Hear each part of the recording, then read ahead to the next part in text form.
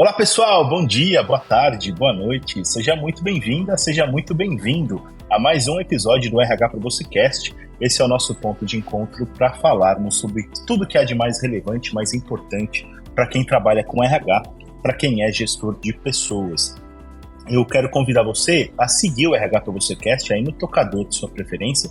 Se você estiver ouvindo a gente no Spotify, no Deezer, no Google Podcasts, no Apple Podcasts, no SoundCloud, onde quer que você esteja ouvindo a gente, fica a dica para você seguir ou se inscrever no podcast, porque aí sempre que tiver episódio novo publicado, a gente aparece na página inicial do Spotify ou do tocador de sua preferência. Mas você já sabe, a gente tem esse encontro marcado toda segunda-feira, bem cedinho, entre 5 e 6 da manhã, tem episódio novo publicado aí nos tocadores, que é justamente para a gente começar a semana super bem, beleza?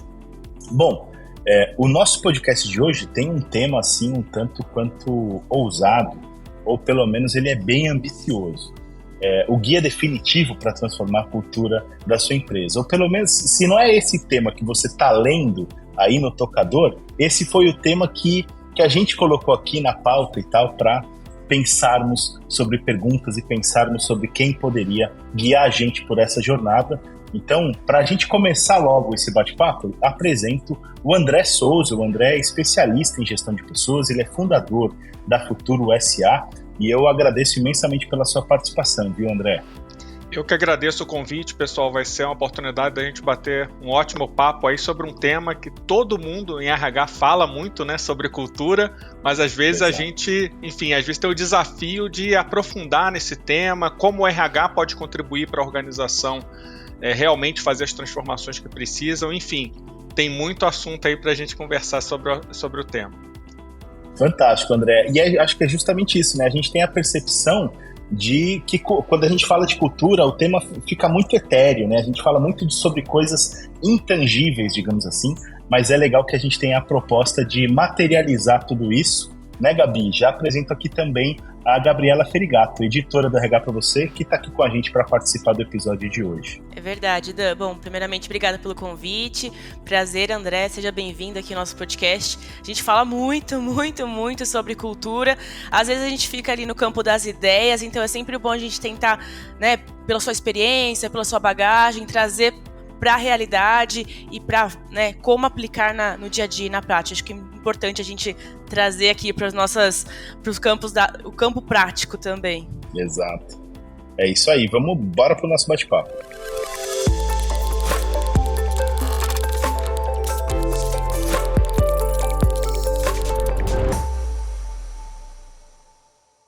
Bom, galera, é isso, né? Quando a gente fala de cultura corporativa, todo mundo sabe o beabá, digamos assim, pelo menos, claro, todo mundo que trabalha com recursos humanos, que é gestor de pessoas, conhece o beabá ou pelo menos sabe que esse é um tema que empurra a gente, de alguma forma, para sermos muito subjetivos, né, e pouco práticos. Então, a proposta de hoje, na nossa conversa com o André, como explicou a Gabi, é de fato trazer alguns conceitos para a realidade efetiva corporativa. Então eu já começo perguntando para o André, como é que você tem, para a gente fazer uma contextualização com mais propriedade, eu queria que você, como especialista, contasse um pouquinho sobre como você vê esse tema e a evolução desse tema nos últimos anos, porque ele não é novo, né? A gente fala de cultura organizacional há bastante tempo. Eu trabalho com conteúdo diretamente voltado para RH há pelo menos 15 anos, e falo disso pelo menos há 15 anos, mas percebo que houve grandes transformações nos motivos que nos levam a falar sobre cultura. E aí eu queria que você contextualizasse, fizesse essa explanação desse background para a gente começar a nossa conversa. Perfeito, Daniel. Bom, eu acho que em primeiro lugar, né, apesar do tema cultura hoje ser muito falado nas redes sociais, em eventos relacionados a recursos humanos, né, eu voltando um pouco até na minha história profissional, eu atuei como executivo de RH por muitos anos, né, por mais de 20 anos, a gente vê que apesar de ser falado há 20 anos, não era com a força que a gente tem hoje, ou a presença que a gente tem hoje, né, do tema cultura. E se a gente olhar um horizonte de tempo aí, 15, 20 anos, que não deu tempo, talvez, para as organizações e para as pessoas, né, terem ali uma profundidade sobre o tema e colocar isso de forma prática. Tanto que, assim, não tem assim muitos cursos, não tem muitos livros, não tem muita informação prática de como você sair de um ponto A, de uma forma como a cultura de uma empresa é hoje, para onde você deseja levar a empresa, uma forma prática, um caminho prático para fazer isso acontecer. E é um pouco aí por conta desse vácuo, desse gap que a gente percebe, que aí eu decidi, enfim, mergulhar, né, no tema, obviamente com base na experiência que eu tive ao longo desses 20 anos, e traduzir isso numa metodologia, né, que está traduzida no livro que eu lancei agora em agosto, né, que se chama exatamente Transforme a Cultura da Sua Empresa. E ali tem ali um método prático para fazer isso acontecer. A própria definição de cultura, né, que a gente ouve, né, Daniel e Gabriela, assim, o mais batido, né, é a famosa frase lá atribuída ao Peter Drucker, né, que é a cultura como estratégia no café da manhã.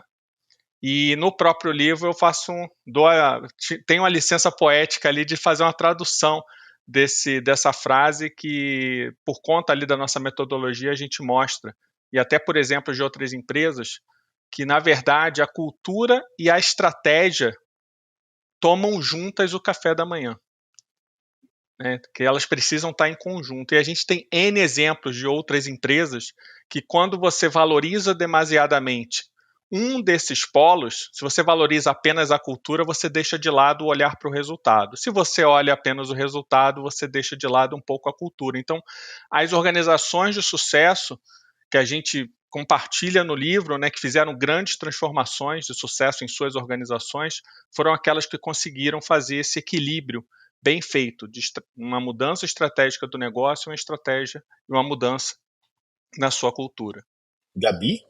André, até indo bem para o campo prático, eu imagino que para transformar, você fala muito de transformação, né? As empresas também falam muito de transformação, mas antes de transformar, é preciso diagnosticar, entender a cultura do negócio, olhar para o negócio, como você falou, né? A gente não pode transformar a cultura sem deixar de lado o negócio, engajar diferentes níveis da empresa, né? Não esquecer quem são os diferentes níveis da empresa e eles têm que participar dessa transformação. Eu sei que a pergunta é complexa, imagino que não tenha uma receita única, mas se a gente pudesse começar aqui a traçar algumas instruções, algumas reflexões, como fazer isso, né? Então, como diagnosticar a cultura para antes transformar a cultura? Tem um passo inicial, esse passo inicial, ele é o mesmo para todos ou realmente vai depender do negócio, de que tipo de empresa é, ou para transformar a cultura tem uma dica ali, um início que todo mundo começa por lá? Tem 2 pontos que eu queria destacar aí com a tua pergunta. A primeira é que, para transformar qualquer coisa, né, seja a gente como pessoa ou uma organização, em primeiro lugar é preciso ter uma necessidade muito clara. Você percebe que quando as coisas estão muito bem, né, uma empresa está muito bem, ou nós como profissionais estamos muito bem, você naturalmente não tem uma motivação para você mudar, para você transformar, né? Então, normalmente, a velocidade de uma transformação ela é proporcional à sua necessidade de mudar. Então, o que acontece, né? O primeiro passo, normalmente, para uma transformação bem-sucedida, né, é quando você percebe que a empresa não está caminhando na direção correta. Então, o que isso quer dizer? A empresa começa a perceber que ela está perdendo clientes, ela começa a perceber que ela está perdendo talentos, ela começa a perceber que está tendo dificuldade de atrair profissionais, ela começa a perceber que o NPS ali está pífio, que, enfim, seus resultados começam a dar indicadores que ao longo dos trimestres aquilo ali não está dando certo. Então, acho que o primeiro ponto aí precisa ser um motivador que não é nenhum motivador da área de recursos humanos. Ele é um motivador real ali dos diretores, dos executivos, da liderança da empresa que percebem que alguma coisa está errada. E, obviamente, eles tendem, obviamente por formação, focar apenas na mudança do negócio. Só que, né, nessas experiências que eu tive em diferentes organizações de diferentes mercados, qualquer transformação estratégica vai demandar, em maior ou menor escala, uma mudança na forma como as pessoas atuam. Então, um exemplo, se uma empresa é focada só em vender produto e ela começa a criar uma estratégia, não, nós vamos passar a vender soluções e serviços acoplados, muda o perfil do profissional, muda toda a forma da empresa trabalhar, dela se estruturar, etc, etc. Então, é isso que vai gerar ali uma mudança cultural. Então, acho que, em primeiro lugar, esse ponto, né? A empresa começar a perceber o seguinte: aonde eu quero ir, o que eu quero, aonde eu quero chegar. Porque se você começa o diagnóstico sem saber qual caminho que você quer, qual o destino, você pode fazer o melhor diagnóstico do mundo. Mas para que você vai fazer esse diagnóstico? Qual o propósito disso? Então, esse é o primeiro passo, respondendo a tua pergunta, Gabriela. E o segundo ponto que você falou, poxa, André, tem aí uma regra, será que tem um método, uma forma de fazer isso acontecer? A gente aqui utiliza com os nossos clientes, né, e também por conta, isso veio ainda quando eu atuava como executivo, e obviamente depois de 20 anos fazendo isso, você cria um jeito de fazer essa coisa acontecer. A gente utiliza um método que a gente chama de 4 Ds da transformação. Então, o que são esses 4 Ds da transformação? O primeiro D é exatamente a etapa de diagnóstico. Né? Com base em tudo isso que está acontecendo, tanto no negócio quanto na forma de atuar, vamos descobrir como é que essa empresa atua. O que essa empresa valoriza? O que essa empresa reconhece? O que ela tolera? É uma definição que a gente utiliza para cultura. Cultura, para a gente, aqui, não é o que é dito, não é o que está escrito. Cultura é o que é realmente valorizado, praticado e reconhecido dentro de uma organização. E vou além. Cultura é, em especial, aquilo que é tolerado dentro de uma organização. Porque se eu tolero lideranças tóxicas, se eu tolero pessoas que entregam resultado, mas não atuam da forma como a empresa valoriza, aquilo também faz parte da cultura. Então, o primeiro D seria o D do diagnóstico. E aí sim, a gente pode ir para o segundo D, que é definir a cultura desejada. Assim, poxa, se eu quero chegar nessa estratégia, nesse resultado para o negócio, como eu preciso passar a atuar para fazer isso acontecer? O terceiro elemento, a terceira etapa, é a etapa de desenvolver e escalar a cultura em todos os níveis da organização. E aí, gente, tem uma série de mecanismos que a gente pode fazer isso acontecer. Desde trabalhar com comunicação, desde trabalhar com o time executivo de alguns comportamentos e atitudes que vão se tornar exemplos de formas de atuar dentro da empresa, passando, em especial, pelos processos de RH. Então, eu vou dar um exemplo. Vamos dizer que uma empresa deseja criar uma cultura de inovação dentro da empresa. Então, os processos de RH têm uma relevância gigante nesse processo. Exemplo, será que no meu processo de recrutamento e seleção eu já estou considerando contratar pessoas com comportamentos e o perfil que vai injetar inovação dentro da organização? Será que na minha gestão de desempenho eu estou valorizando e reconhecendo profissionais que têm essa característica, esse DNA inovador? Na remuneração, eu estou gerando bonificação para profissionais que estão fazendo isso acontecer? Então, ao longo de toda a jornada do colaborador, a gente pode ter alguns mecanismos para fazer isso acontecer. E a última etapa é como a gente dimensiona e avalia os resultados dessa transformação. Então, 4 etapas, resumindo: diagnóstico da cultura atual, 2, definição da cultura desejada, 3, como eu desenvolvo e escalo essa cultura em todos os níveis da organização, e por último, como eu dimensiono e avalio os resultados dessa jornada. Não é uma receita de bolo, mas ela é adaptável ao mercado, à forma de atuar e à cultura que aquela organização tem. Não, André, receita de bolo, simplesmente a gente tem, imagino que o nosso ouvinte também tenha noção de que não existe. Até porque é um assunto com um alto grau de complexidade para se trabalhar, né? E na hora de elaborar a cultura. Agora, eu queria te perguntar sobre o papel do RH nisso tudo. Porque a gente aqui, que levanta a bandeira o tempo todo do RH e do protagonismo do RH nas organizações, a gente tende a achar que tudo é o RH quem deve fazer. E às vezes o RH fica sobrecarregado, ou até a gente já recebeu, pô, mas vocês acham que tudo passa pelo RH e tal, e nem sempre é assim. Mas, no tema da cultura, eu imagino que o RH tenha sim um papel protagonista, é claro que validado pela alta liderança da organização. Eu queria que você falasse um pouco sobre como o RH se posiciona para trilhar as quatro pedrinhas, digamos assim, ao longo dessa jornada. Como é que o RH deve passar por ela e que outras áreas devem ser acionadas? Quer dizer, fala um pouquinho sobre o papel do RH nisso tudo. Perfeito. Olha, o primeiro papel, Daniel, certamente é de criar conhecimento do time executivo sobre o tema. O que a gente está debatendo aqui, ele normalmente não faz parte do repertório de um CEO, de um vice-presidente, né? Ou de um diretor. Ele não sabe, normalmente, sobre esses temas, porque ele não foi ensinado a isso. Toda a formação dele foi orientada a quê? Gerar mais receita, negócio, reduzir resultado. custo, enfim, os temas mais hard de qualquer negócio. O tema cultura, ele é novo, inclusive, para o próprio RH. Então, assim, o primeiro ponto aí de influência do RH em relação a esse tema é criar o awareness, né? Criar ali o conhecimento sobre esse assunto no time executivo.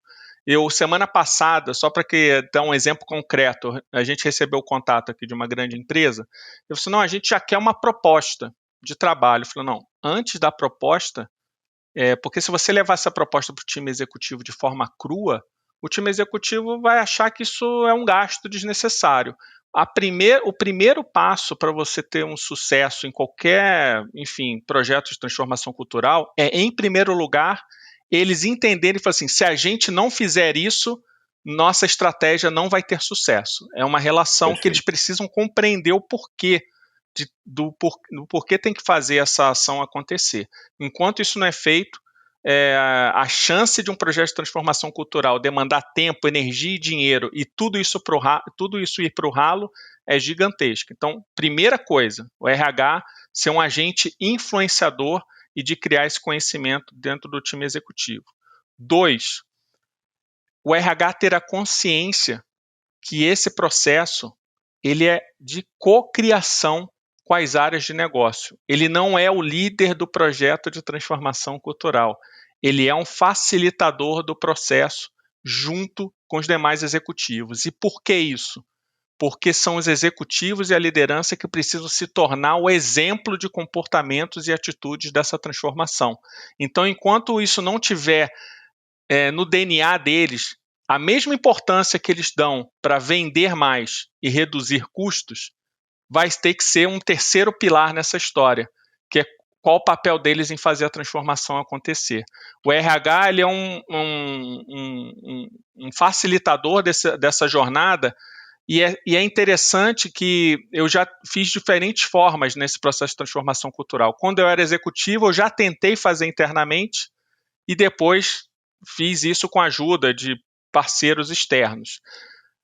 Normalmente, essa ajuda do parceiro externo, ele contribui no seguinte sentido.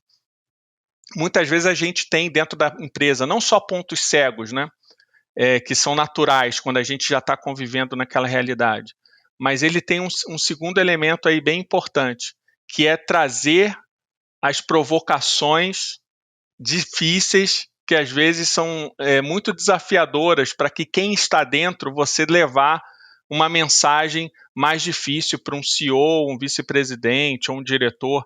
Então, assim, acho que uma outra missão do RH é criar mecanismos para que essa mensagem, por mais duras que sejam, elas cheguem de forma direta ao ponto. As verdades precisam ser ditas para o time executivo. Então, como eles vão sair desse ponto A para o ponto B de uma forma mais fluida, mais prática e mais objetiva, que também é um mito do ponto de vista de transformação cultural, que a frase tradicional é transformação cultural demanda muito tempo, demora muito tempo. Não necessariamente, porque vai depender da necessidade dessa empresa se transformar e também de priorizar o que precisa transformar primeiro. Não vai dar para transformar 5 coisas ao mesmo tempo.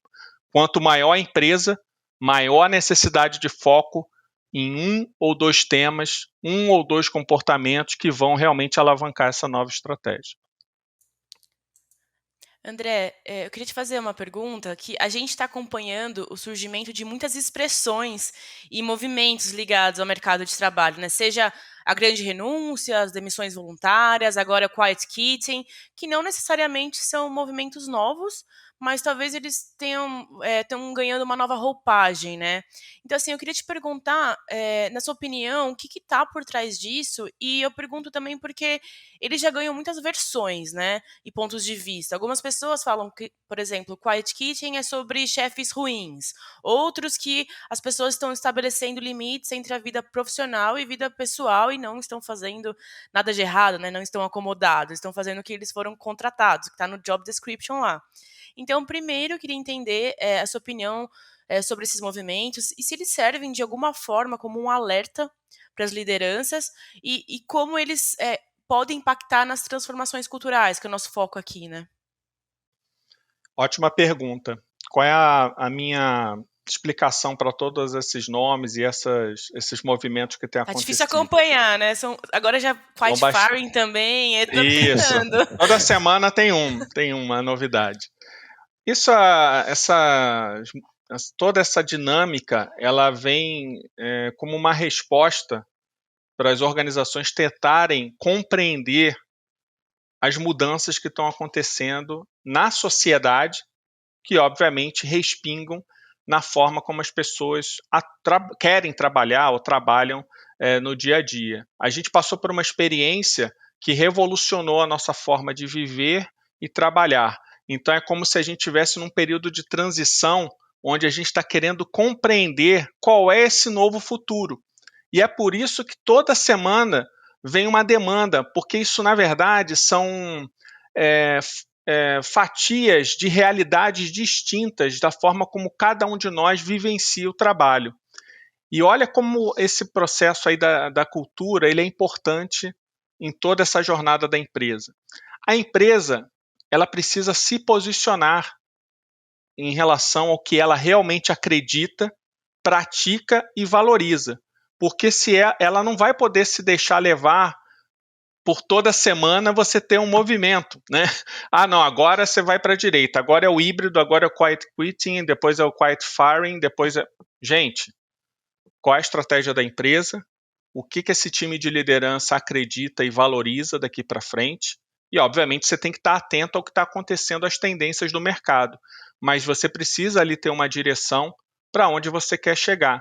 Isso contribui não só para você atrair, você tem que a cultura ela ajuda também a você atrair quem está sintonizado com a sua filosofia de trabalho, a sua forma de ver o que é o trabalho, mas ela contribui também para você repelir aqueles que não estão conectados com essa filosofia.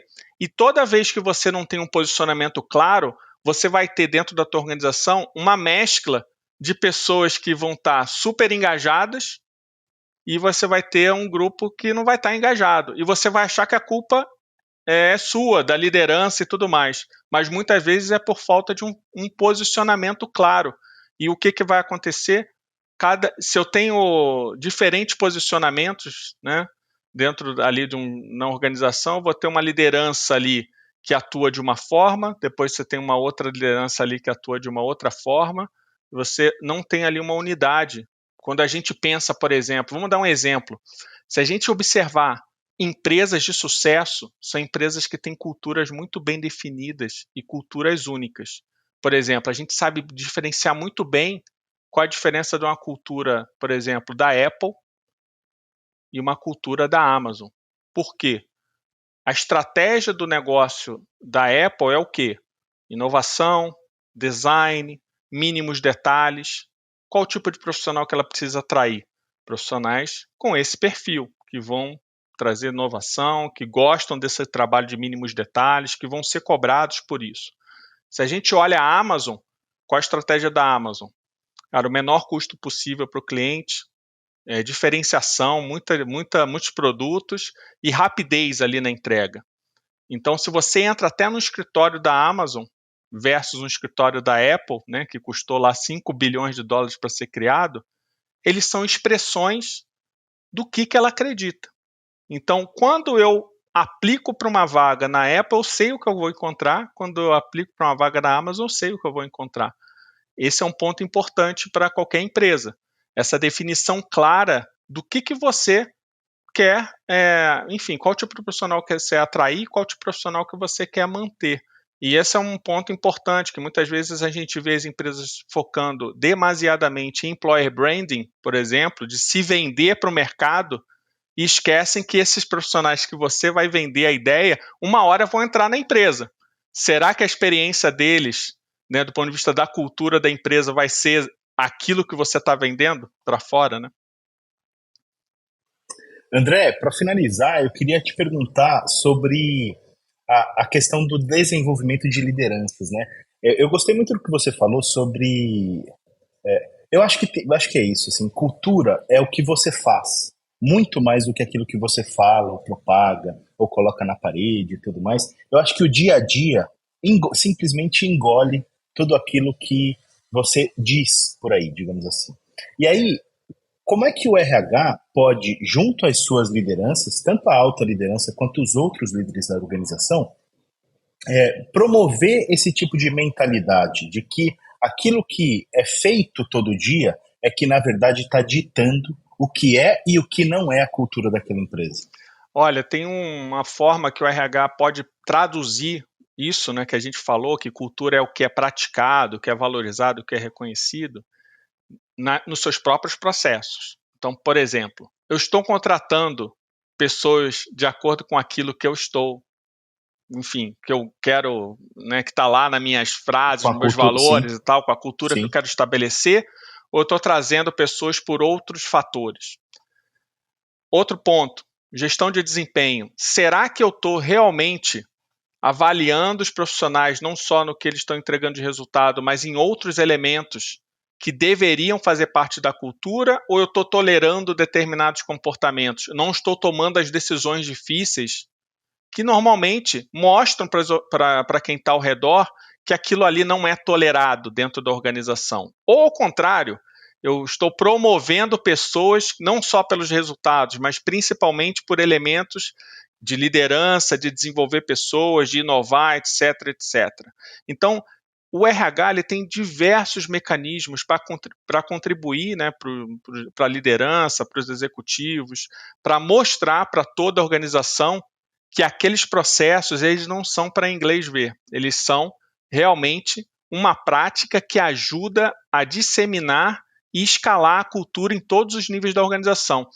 A pior coisa que pode acontecer, né, para qualquer colaborador, gente, todo mundo que já trabalhou em empresa sabe disso, né? Você olhar uma apresentação de um líder, de um executivo, e ele falar sobre inovação, e aí, na prática, ali no dia a dia, qualquer ideia nova, qualquer desafio novo, qualquer questionamento, ele enfim, apagado. Você não pode colocar a sua voz em ação. Então, não adianta ele falar em inovação e não deixar as ideias divergentes aparecerem. Não adianta ele falar em diversidade e inclusão e não dar espaço para ideias diferentes, né? Não adianta ele falar em agilidade e a organização ser ali enfim, um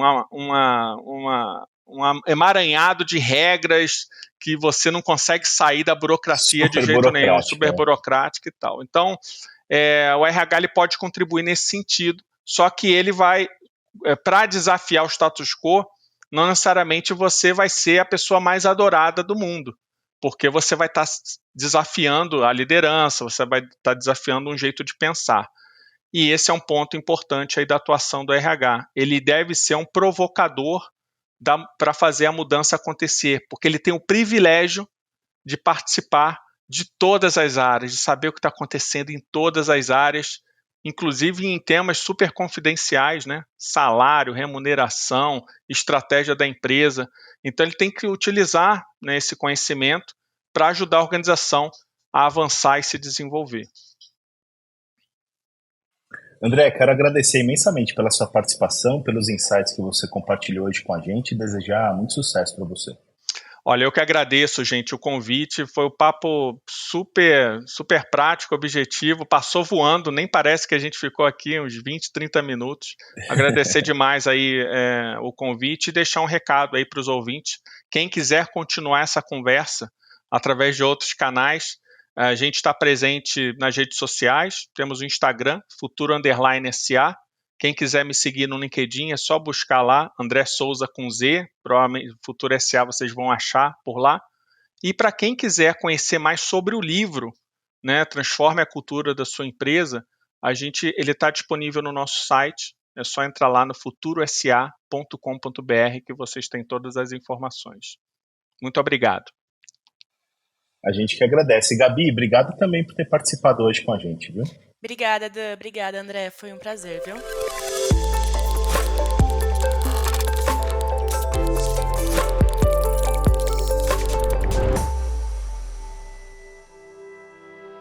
E aí, curtiram o nosso bate-papo de hoje com o André Souza? Ele é especialista em gestão de pessoas e CEO fundador da Futuro SA. E quem participou comigo hoje também foi a Gabriela Ferigato, nossa editora do RH Pra Você, do portal. Aliás, fica aqui o convite para você acessar o rhpravocê.com.br, porque lá tem conteúdos novos todos os dias, produzidos pela nossa área de redação, pela nossa equipe de redação, produzidos pela comunidade de RH, tem uma área de collab lá bem legal também. Tem os nossos colunistas, que são grandes especialistas em temas diversos em gestão de pessoas, então fica o convite para você acessar, navegar e descobrir vários novos conteúdos todos os dias lá no RH Pra Você.